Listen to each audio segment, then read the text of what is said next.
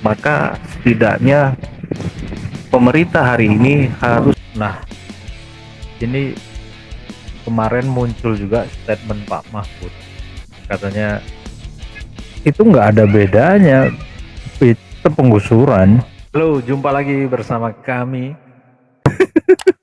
Ini bagian dari perjuangan. Karena di mana-mana namanya aktivis atau pembela rakyat itu, ya, itu tidak akan pernah pro kekuasaan. Kalau kita selalu pro kekuasaan, salah benar dibela, ya apa bedanya dengan peliharaan? Peliharaan apa? Ya binatang peliharaan. Itu aja gak ada bedanya.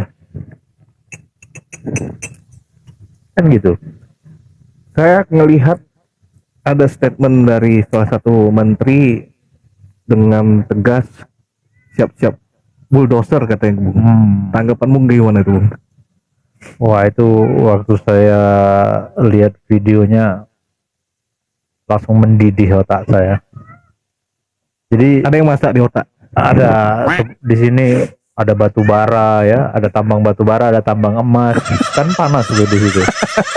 Ada tambang nikel di sini. Itu kan bikin panas otak ya, di otak itu. Nah, terus mendidih lah saya ngelihat statement itu. Jadi seolah-olah, bukan seolah-olah lagi, dia merasa si Opung ini, negara ini punya dia gitu loh. Kita semua ngontrak, kita semua numpang sama dia. Padahal lah gaji dia tiap hari itu kan dari iuran kita.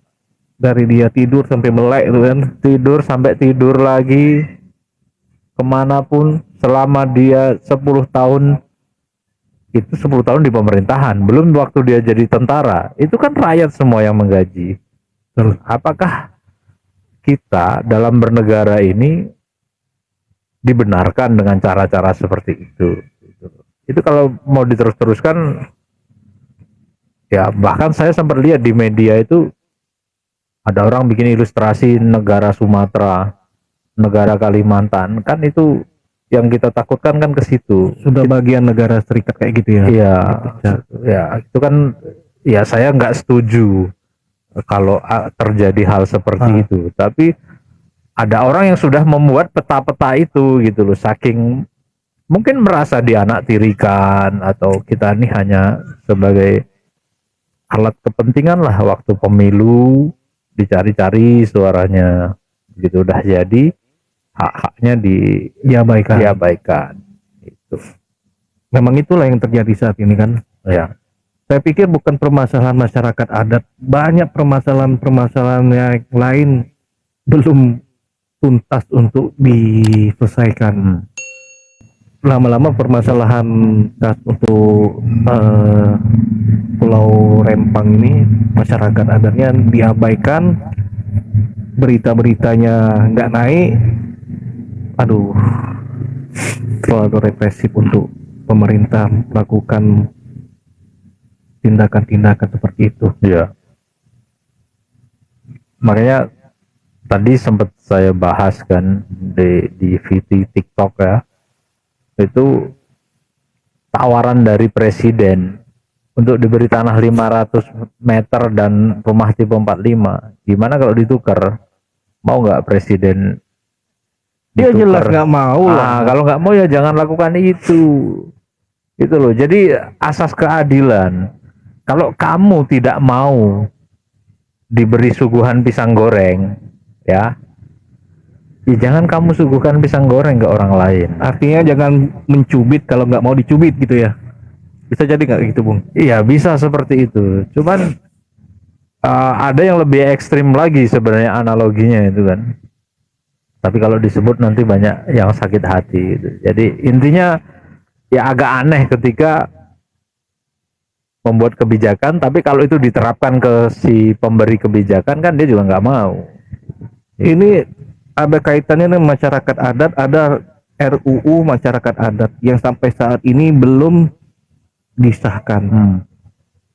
Karena kita tahu di Indonesia ini berbagai suku-suku masyarakat adat yang masih tinggal di Indonesia, masih berkembang biak.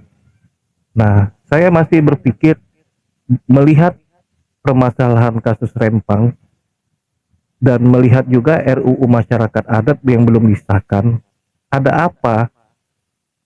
Kalau masyarakat adat ini ada undang-undang yang mengatur, terus sudah disahkan. Saya pikir kalau untuk kasus Pulau Rempang ini nggak begitu seperti ini ya, gitu. Pemerintah akan berpikir karena udah undang-undang masyarakat yang mengatur. Ya, ya karena anggota DPR-nya juga melempem hari ini. Semua apa ya? Anggota DPR lebih berpihak sebagai corong istana. Padahal anggota DPR tuh harusnya watchdog, anjing penjaga, anjing pengawas. Jadi setiap apa yang dilakukan pemerintah itu diawasi, dimonitor, jangan malah ikut tepuk tangan. Makanya 2024 tuh jangan salah pilih anggota DPR lah yang hari ini makan tidur, otaknya tidak berfungsi menjalankan undang-undang dan fungsinya sebagai anggota DPR, tenggelamkan aja apapun partainya. Apapun partainya, mau partai nasionalis, partai berbau religi, kalau orang-orangnya tidak kompeten, tenggelamkan aja. Kedaulatan ada di tangan rakyat. Ngapain takut? Berarti yang jelas 2024 ganti presiden. Wah, itu pasti kalau ya. Ganti rezim ya. Dan ganti warna lah harusnya. Karena warnanya sudah Saya sepakat kalau presiden hari ini, maksudnya presiden yang akan datang itu yang pro terhadap hak-hak masyarakat adat. Karena banyak persoalan masyarakat adat yang berbenturan dengan pemerintah. betul. Hak-hak masyarakat adat inilah yang perlu untuk diakomodir secara baik gitu. Untuk itu perlu ada landasan undang-undang yang mengatur terkait masyarakat adat. Betul. Nah, sejauh ini juga capres-capres yang sudah terpilih tidak ada tuh mengangkat isu masyarakat adat. Sedangkan kita katanya bersuku-suku berbangsa. Ya. Penting makanya itu untuk saya kalau ada capres yang bahas masyarakat adat, wah ini menjadi hal kajian yang menarik. Betul. Ya ini salah satu biang keroknya ini kan ada di presidensial threshold 20%. Akhirnya kita hanya disuguhi menu capres yang sudah ditentukan para oligarki kita sebutlah. Itu jadi kita tuh punya selera banyak. Ada orang seleranya rendang, ada seleranya pecel, ada seleranya soto Makassar, ada seleranya papeda. Kok kita cuma disuguhin singkong rebus gitu loh. Padahal kan yang lebih nikmat, lebih dahsyat banyak. Mana singkong rebusnya itu menyajikannya pakai uang yang sudah tidak terpakai. Tiket yang sudah hangus 2019 itu dipakai untuk memberangkatkan menu ini tadi gitu loh. Itu kan logikanya sudah cacat itu. Ini negara kita ini nggak tahu arahnya mau dibawa kemana. Koalisi koalisi yang terlalu gemuk juga kan akhirnya nggak sehat. Gitu kalau menurut saya. Nggak tahu kalau menurut Anda. Jadi Iya, kalau saya pikir itu tadi harus ada regulasi khusus untuk memayungi itu semua.